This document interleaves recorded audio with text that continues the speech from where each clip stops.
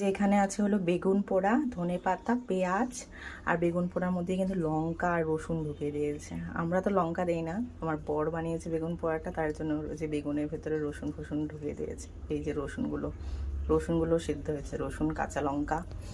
আর এখন যাবে হলো এই যে সর্ষের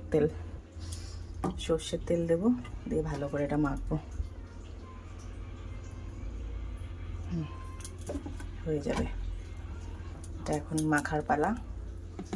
শীতের দিন মানেই বেগুন, আর বেগুন মানেই বেগুন পোড়া, ভাজা, কত যে আইটেম বেগুনের।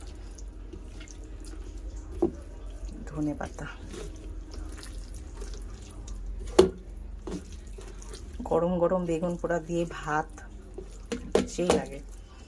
আর অনেকে বেগুন পোড়া দিয়ে রুটি খেতে পছন্দ করে। যে লবণ নিলাম।